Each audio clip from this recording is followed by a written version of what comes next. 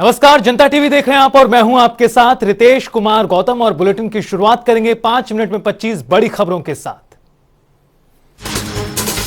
संत कबीर नगर में अज्ञात वाहन से टकराई बोलेरो गाड़ी। बोलेरो में सवार 2 की हुई मौत, 1 की हालत गंभीर, घायलों को अस्पताल में कराया गया एडमिट।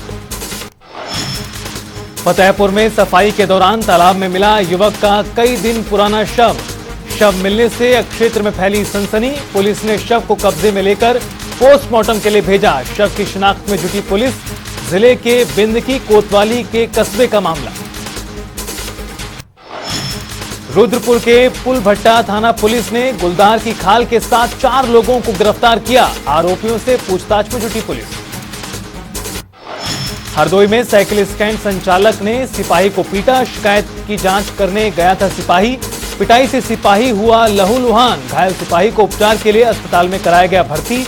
पुलिस आरोपी के खिलाफ मुकदमा दर्ज कर तलाश में जुटी। कोतवाली शहर इलाके के आरआर इंटर कॉलेज का मामला। देवरिया के शहर नगरपालिका रोड पर वेल्डिंग की दुकान पर वेल्डिंग करते समय स्कूटी में लगी आग। स्कूटी जलने से सड़क पर अफरा तफरी का बना माहौल। लखनऊ में थाना इंदिरा नगर के पिकनिक स्पॉट कुकरेल जंगल में लगी आग। फायर स्टेशन की टीम मौके पर पहुंचकर आग बुझाने में जुटी। कटरी में 11 जनवरी को हुए ट्रिपल मर्डर में शामिल आरोपियों पर कसा गया शिकंजा। मर्डर के दूसरे पक्ष सुरेश पाल सिंह तोमर समेत 21 लोगों पर पुलिस ने की गैंगस्टर की कार्रवाई। गोविंदपुर गांव में जमीन को लेकर हुआ था विवाद। संत कबीर नगर के धनघटा थाना क्षेत्र में सड़क हादसे में 2 की दर्दनाक मौत, 1 घायल। ट्रेलर और बोलेरो की हुई थी टक्कर। महोबा में सोता रहा चौकीदार और चोर ले गए 98 लाख रुपए की नकदी सहित 75 लाख कीमत के जेवर। मंत्री के भाई और शहर के बड़े व्यापारी के घर में हुई चोरी की घटना। अलीगढ़ में धड़ल्ले से चल रहा सट्टे का कारोबार। मकान के बंद कमरे में चल रहा सट्टे का कारोबार। वीडियो सोशल मीडिया पर हुआ वायरल। अलीगढ़ की कोतवाली अतरौली इलाके में नशेबाज मैक्स चालक ने 2 बाइक समेत स्विफ्ट गाड़ी में मारी टक्कर। स्थानियों ने नशेबाज चालक को पकड़कर जमकर पीटा। सूचना पर पहुंची पुलिस ने घायलों को अस्पताल में भर्ती कराया। बांदा में प्रयागराज की घटना के विरोध में वकीलों ने सीएम को संबोधित ज्ञापन देकर सुरक्षा की मांग की। वकीलों ने डीएम को सौंपा ज्ञापन। बांदा में पुलिस ने हत्या का हुआ खुलासा। बेटी ने ही अपने प्रेमी के साथ मिलकर की थी पिता की हत्या। दोनों की शादी में पिता बन रहा था रास्ते का रोड़ा। पुलिस ने आला कत्ल के साथ 3 लोगों को गिरफ्तार किया। बिसंडा थाना क्षेत्र के चंद्रयाल गांव का है मामला। आजमगढ़ के महाराजगंज थाने में ग्राम प्रधान और वीडियो के बीच हुआ गाली गलौज। Video viral. पुलिस ने जांच करते हुए ग्राम प्रधान को पाया दोषी। अग्रिम कार्रवाई में जुटी पुलिस। भदोही में प्रदेश सरकार का जीरो टॉलरेंस का दावा हुआ चकनाचूर। लोकार्पण के 1 महीने के भीतर ही टूटी सड़क। वीडियो सोशल मीडिया पर हो रहा है शेयर। लखनऊ में बीकेटी के इंदौरा भाग आईटीआई छात्रावास के सामने शादी समारोह में काम कर रहे वेटर के हाथ में लगी गोली। वेटर को नहीं पता किसने चलाई और कहां से आई गोली। मौके पर पहुंची बीकेट थाना की भारी पुलिस फोर्स। ललितपुर में प्रशासनिक लापरवाही ने दिव्यांग युवक को दस्तावेजों में किया मृत घोषित। जिंदा होने के सबूत मांगता अधिकारियों के चक्कर काट रहा दिव्यांग पेंशन नहीं आने पर समाज कल्याण विभाग से हुआ खुलासा। पीड़ित ने डीएम को शिकायती पत्र देकर न्याय की गुहार लगाई। सहारनपुर में गोपाल कृष्ण कालड़ा को पंजाबी समाज का सर्वसम्मति से चुना गया अध्यक्ष। लोगों ने तालियां बजाकर घोषणा का किया स्वागत। कानपुर में सचेंडी पुलिस और क्राइम ब्रांच को मिली सफलता। मोबाइल चोर गैंग के 4 शातिर चोरों को किया गिरफ्तार। चोरी के कई मोबाइल भी हुए बरामद। चोरों ने कई प्रदेशों में की थी चोरी। मिर्जापुर में फर्जी कंपनी बनाकर रोजगार के नाम पर पैसे की ठगी करने वाले गिरोह का हुआ पर्दाफाश। 3 अभियुक्त गिरफ्तार। कब्जे से इन्वर्टर, प्रिंटर और मोबाइल फोन भी हुए। प्रयागराज में उमेश पाल हत्याकांड के मामले में सड़कों पर उतरे लोग। भाजपा कार्यालय पहुंचे पाल समाज के लोग। फांसी की सजा की मांग के साथ निकाला कैंडल मार्च। हजरतगंज चौराहे पर निकाला गया कैंडल मार्च। मिर्जापुर के रमणगंज थाना क्षेत्र में खाई में ट्रक के पलटने से चालक की मौत, सह चालक गंभीर रूप से घायल, ब्रेक फेल होने से हुआ हादसा। जालौन में योगी सरकार की जीरो टॉलरेंस नीति के तहत खनन और लोकेशन माफियाओं पर हुई बड़ी कार्रवाई, लगभग 4 करोड़ की संपत्ति जब्त। माधोगढ़ तहसील के रेंढर थाना क्षेत्र में की गई कार्रवाई। अमेठी में चुनावी रंजिश में चाचा भतीजे की हत्या का मामला सामने आया। चाचा भतीजे के हत्यारे पुलिस की पकड़ से अभी भी दूर। बाइक सवार बदमाशों ने ताबड़तोड़ फायरिंग कर दोनों को उतारा था मौत के घाट। मुसाफिर खाना कोतवाली के भदौर गांव का मामला। बरेली पुलिस ने जलती चिता से उठाया शव, गुपचुप तरीके से परिजन बेटी का करना चाहते थे अंतिम संस्कार। शमशान से अधजला शव पुलिस ने भेजा पोस्टमार्टम के लिए। और किलिंग की संभावना के चलते पुलिस ने की कार्रवाई। बरेली के थाना भुत्ता की है घटना।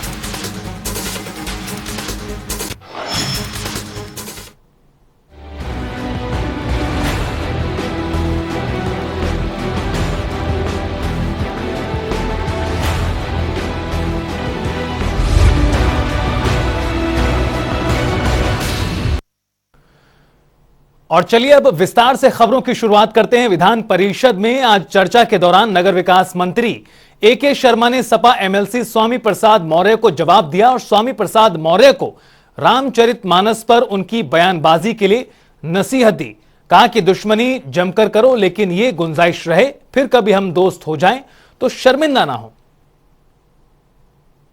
दुश्मनी जमकर करो लेकिन ये गुंजाइश रहे, दुश्मनी जमकर करो लेकिन ये गुंजाइश रहे फिर कभी हम दोस्त हो जाए तो शर्मिंदा न हो। माननीय मौर्य जी, आप बहुत ही वरिष्ठ सदस्य हैं और विधायिका की पूरी बातों को जानते हैं। ऐसे फोरम पे ऐसी कोई भी बात नहीं करनी चाहिए जिससे समाज में विभाजन हो। पहली बात। दूसरी बात, अगर आप मोदी जी की, योगी जी की इस रणनीति से परेशान है कि कैसे पिछड़े वर्ग के लोग उनके साथ चल रहे हैं, कैसे दलित वर्ग के लोग उनके साथ आते जा रहे हैं, तो आइए हम मुकाबला फील्ड में करेंगे। यहाँ बैठ करके इस समाज को विभाजित करने की बातें नहीं करनी चाहिए।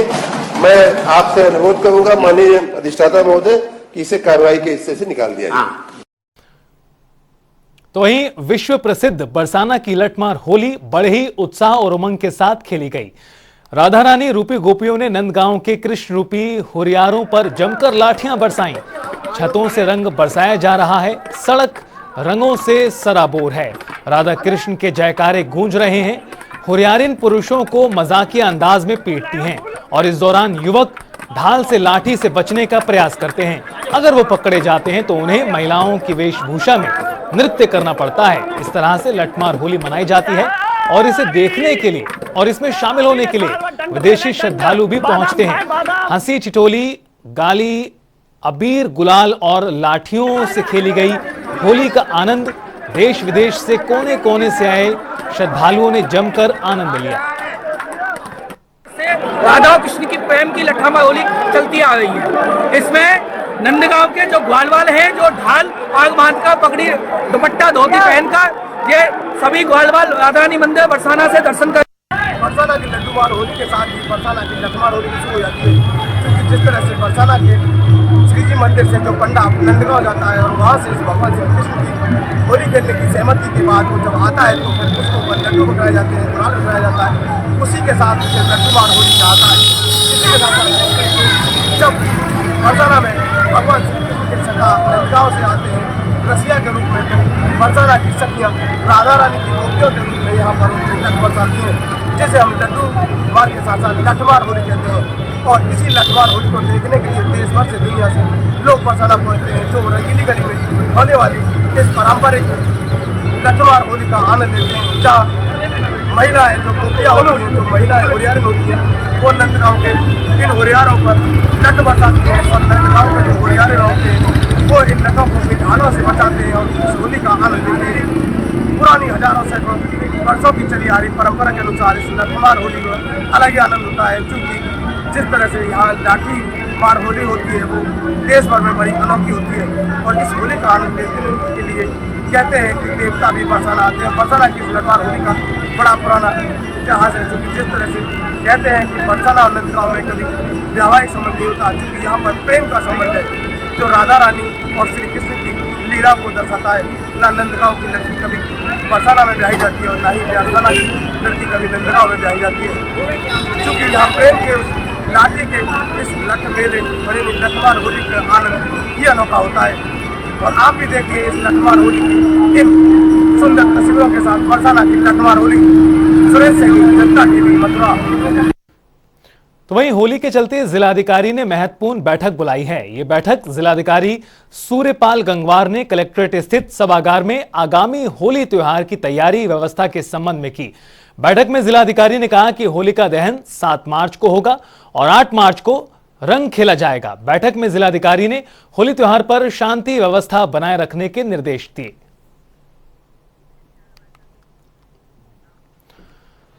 तो वहीं कन्नौज पुलिस ने इस बार होली का त्योहार शांतिपूर्वक संपन्न कराने की ठोस रणनीति तैयार की है।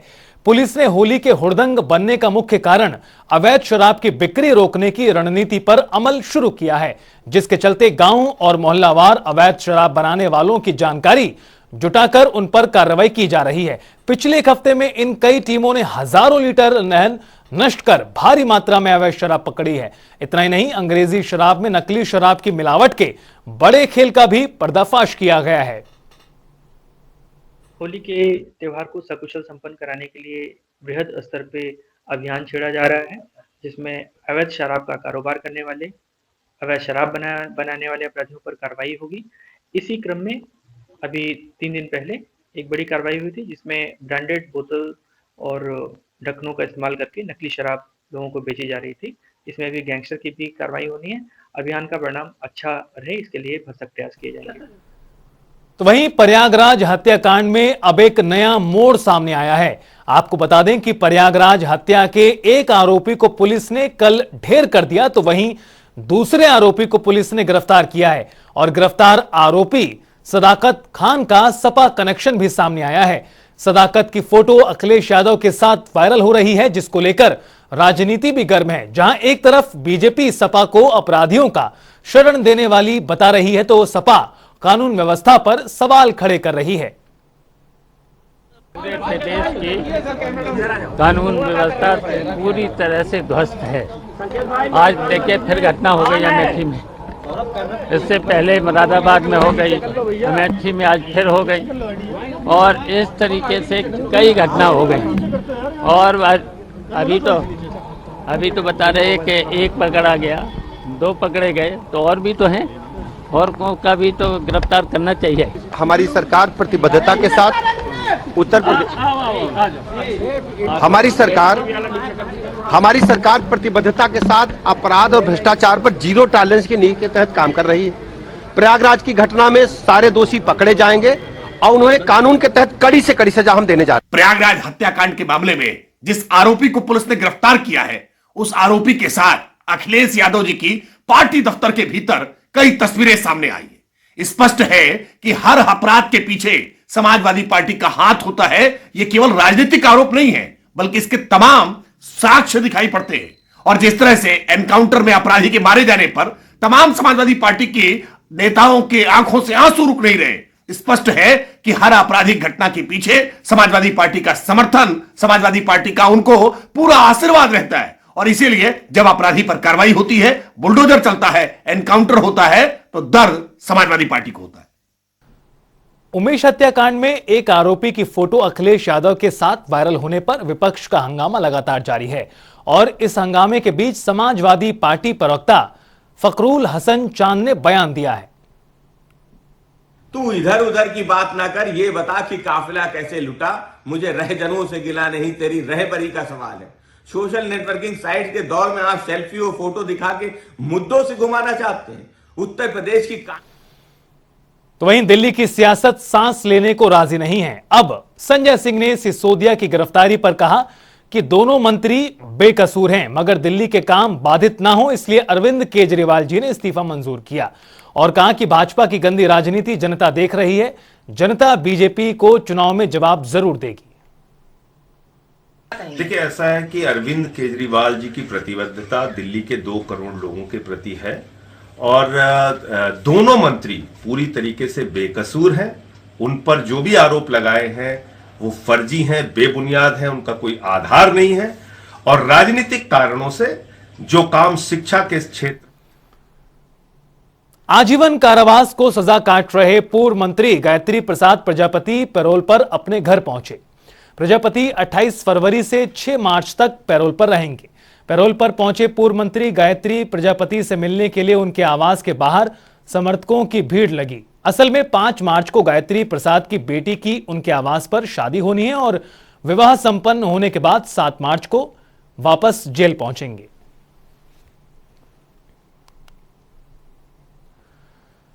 उत्तर प्रदेश फर्रुखाबाद सदर से विधायक रहे पूर्व सपा विधायक विजय सिंह विशेष एमपी एमएलए कोर्ट की ओर से 31 साल पुराने पुलिस मुठभेड़ के मुकदमे में साक्ष्य के अभाव में दोष मुक्त हो गए हैं, क्योंकि अभियोजन पक्ष कोर्ट में आरोप साबित नहीं कर पाया, जिसके बाद पूर्व विधायक विजय सिंह के परिवार में खुशी का माहौल है। मामले में विजय सिंह के बेटे अविनाश सिंह उर्फ विक्की ने बताया कि साल 1991 में मेरे पिता पूर्व विधायक विजय सिंह के खिलाफ पुलिस मुठभेड़ का एक मुकदमा था और उस मुकदमे में न्यायालय ने उन्हें बरी कर दिया है। यह हमारे परिवार के लिए और हमारे लिए खुशी की बात है कि सच्चाई की जीत हुई और यह मुकदमा झूठा था और भी जो झूठा मुकदमा उनके ऊपर है उसकी तारीख 16 मार्च को है। सन 91 का पुलिस मुठभेड़ का एक मुकदमा था मेरे पिता पूर्व विधायक विजय सिंह जी के खिलाफ। तो कोर्ट ने आज उस फैसले में मेरे पिता को बरी कर दिया गया है और ये हमारे परिवार के लिए हमारे लिए खुशी की बात है कि सच्चाई की जीत हुई आज। और ये भी मुकदमा झूठा था, जैसे और मुकदमे झूठे हैं उनके ऊपर, बाकी के भी मुकदमे की सुनवाई है कुछ और। आज ये मुकदमे में फैसला आया था। एक मामला और चल रहा है सिपाही को लेकर के, उस पर कब तारीख? उसमें भी आज जजमेंट था पर उसकी तारीख अब 16 मार्च हो गई है जी। तो जज साहब ने उसकी तारीख जजमेंट के आगे बढ़ा दी है। एक कोर्ट में आज फैसला आ गया, दूसरे में 16 को आएगा। राजधानी के नगर निगम की बेशकीमती दुकानों पर काबिज किराएदार इनका नाम मात्र किराए तक नहीं जमा करा रहे। अवंती शहर भर में दर्जन भर से अधिक स्थानों पर ऐसी 2000 दुकानों का करीब 7 करोड़ रुपए किराए दबाए बैठे हैं। लखनऊ में नगर निगम के समय 9 जो है बिजनेस मार्केटें हैं, जहाँ पे मैं लखनऊ में खड़ा हूँ। गड़बड़झाला मार्केट, यहाँ 209 दुकानें नगर निगम की हैं। इसमें शुरू में 50 रुपये किराया था और बढ़कर धीरे धीरे किराया 1000 रुपये कर दिया गया। ये बेशकीमती जगह है जहाँ पे मार्केट रेट अगर किराया देखा जाए 20-25 हज़ार रुपये होगा, लेकिन बहुत दुकानदार ऐसे भी हैं कि जो 1000 रुपये भी किराया नहीं दे रहे हैं।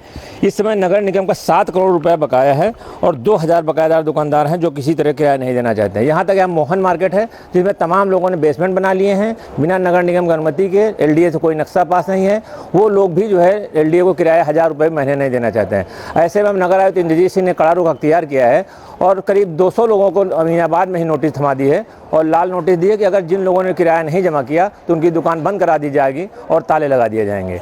ऐसे में यहाँ पर व्यापार मंडल में नेतागिरी भी शुरू हो गई है, वो लोग अपनी बात उठा रहे हैं, लेकिन 1000 रुपये भी किराया देने के लिए बहुत लोग तैयार नहीं हैं।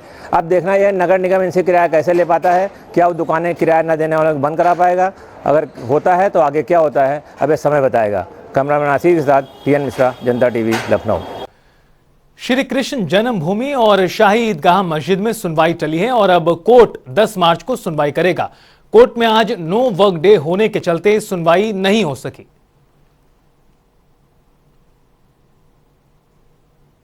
देखिए, एडीजे 6 महोदय के द्वारा श्री कृष्ण जन्मभूमि का रिवीजन चल रहा था और जिसमें माननीय न्यायालय के द्वारा आज की तारीख नियत की गई थी आदेश के लिए, जिसमें शाही ईदगाह पक्ष की तरफ से और हमारी तरफ से दोनों की तरफ से बहसें क्लोज हो चुकी हैं और अभी हमको कुछ एडिशनल एविडेंसेस और माननीय न्यायालय में दाखिल करने हैं। इसी को लेकर के आज न्यायालय के द्वारा अग्रिम तारीख 10 मार्च निर्धारित की गई है। 10 मार्च में इसकी विधिवत सुनवाई होकर के इसमें आदेश पारित होगा न्यायालय के द्वारा। और हम आजमगढ़ के रौनापार थाना क्षेत्र के बातन गांव में झाड़ फूंक के नाम पर लोगों को जुटाकर धर्म परिवर्तन के लिए प्रेरित करने की सूचना पर पुलिस ने रेड मारी। पुलिस मौके से 8 लोगों को हिरासत में लेकर पूछताछ कर रही है।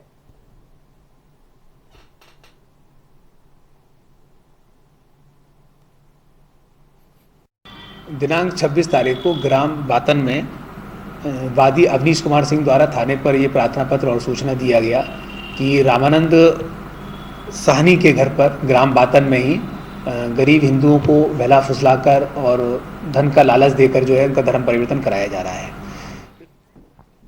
और चलिए इस बीच रुख करते हैं एक बड़ी जानकारी का। ब्रेकिंग न्यूज से आपको रूबरू करा दें जो सामने आ रही है। उमेश पाल हत्याकांड से जुड़ी बड़ी खबर। सदाकत खान की न्यायिक अभिरक्षा मंजूर हुई है। 14 दिनों की न्यायिक अभिरक्षा मंजूर हुई है। बड़ी खबर आपको बता रहे हैं। 13 मार्च को मामले में अगली सुनवाई होगी। उमेश हत्याकांड की साजिश में आपको बता दें सदाकत शामिल है। उमेश पाल हत्याकांड से जुड़ी इस वक्त की बड़ी खबर।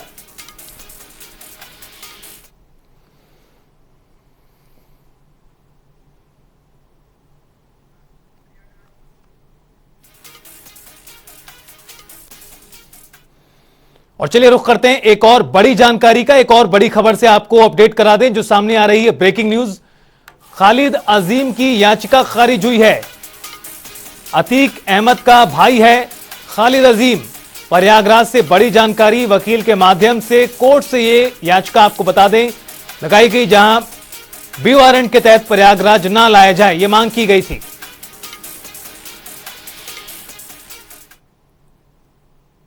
मुख्य न्यायिक दंडाधिकारी इलाहाबाद ने श्रीमती शाइस्ता परवीन पत्नी अतीक अहमद के आवेदन पत्र पर, जिसमें ये कहा गया था या कहा गया है कि उनके 2 अवयस्क पुत्रों को 24 तारीख को सायंकाल अवैध रूप से गिरफ्तार करके निरुद्ध रखा गया है, उन्हें अभी तक किसी न्यायालय के समक्ष प्रस्तुत नहीं किया गया है। जबकि कानून यह है कि यदि 24 घंटे के अंदर विवेचना समाप्त होने की संभावना नहीं है तो उन्हें तत्काल न्यायालय के समक्ष प्रस्तुत किया जाएगा।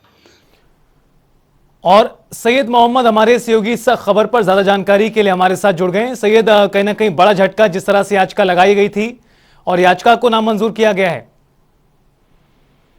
जी हाँ, प्रयागराज में बता दें रितेश के जिस तरह से दंडक अधिकारी के यहाँ समक्ष ये अर्जी पेश की गई थी, 2-3 अर्जी पेश की गई थी। एक अतीक अहमद की तरफ से और एक उनके भाई खालिद अजीम उर्फ अशरफ और उनकी पत्नी शाइस्ता परवीन की तरफ से पेश की गई थी।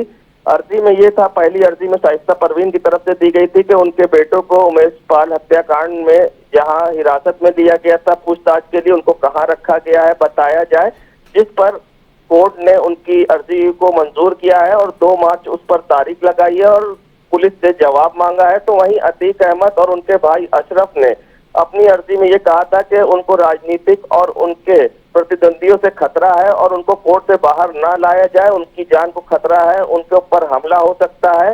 उनकी वीडियो कॉन्फ्रेंसिंग के माध्यम से उनकी सुनवाई की जाए, जिस पर न्याय दंडक अधिकारी ने अर्जी को नामंजूर किया है। उसकी वजह यह है कि अभी भी प्रशासन ने इस अर्जी को सुनने योग्य नहीं माना है कोर्ट ने। चलिए, बहुत बहुत शुक्रिया आपका सैयद तमाम जानकारी साझा करने के लिए। रुख करते हैं अगली खबर का। भर्ती परीक्षाओं की जांच पर अब तक का सबसे बड़ा अपडेट सामने आया है, क्योंकि अब भर्ती परीक्षाओं की जांच हाई कोर्ट के सिटिंग जज करेंगे, जिसके लिए शासन ने उच्च न्यायालय के महानिबंधन को पत्र लिखा है। और देहरादून से हमारे सहयोगी अजीत कंबोज हमारे साथ जुड़ गए हैं इस खबर पर ज्यादा जानकारी के लिए। अजीत, कहीं ना कहीं जिस तरह से जांच का ये पूरा मामला है पेपर लीक को लेकर, तमाम सवाल खड़े हुए, लेकिन अब कहीं ना कहीं इसमें एक नया अपडेट सामने आया है जो अब तक का सबसे बड़ा माना जा रहा है। बिल्कुल, आपने ठीक कहा। उत्तराखंड में भर्ती परीक्षाओं की बात की जाए तो पिछले 1 माह में जो भी घटनाक्रम राजधानी देहरादून में हुए हैं, चाहे पत्थरबाजी की बात हो या फिर उसके बाद पुलिस की तरफ से बल प्रयोग किया गया, तो कहीं न कहीं बेरोजगार युवाओं ने भर्ती परीक्षाओं की जांच को लेकर सीधे तौर पर आंदोलन किया और उसके चलते उनको जेल की हवा भी खानी पड़ी है। वहीं उनकी जो एक सूत्रीय मांग थी कि तमाम भर्ती परीक्षाओं की सीबीआई से जांच कराई जाए, लेकिन सरकार ने उस मांग को नहीं माना। वहीं अब जो सबसे बड़ा अपडेट निकलकर सामने आया शासन की तरफ से कि सरकार ने उच्च न्यायालय के महानिबंधक को पत्र लिखकर सिटिंग जज से सभी भर्ती परीक्षाओं की जांच कराने की मांग की है। तो सीधे तौर पर एक बड़ा अपडेट है अब तक का कि अब तमाम जो भर्ती परीक्षाएं हैं, जिसमें 1 दर्जन से ज्यादा भर्ती परीक्षाएं हैं जो जांच के दायरे में है और सभी परीक्षाओं की जांच अब सिटिंग जज करते हुए नजर आएंगे। तो कहीं ना कहीं एक राहत भरी खबर जरूर है कि जो एक युवाओं की। चलिए, बहुत बहुत शुक्रिया अजीत तमाम जानकारी देने के लिए। और फिलहाल इस बुलेटिन में इतना ही। जनता टीवी पर खबरों का सफर लगातार जारी है।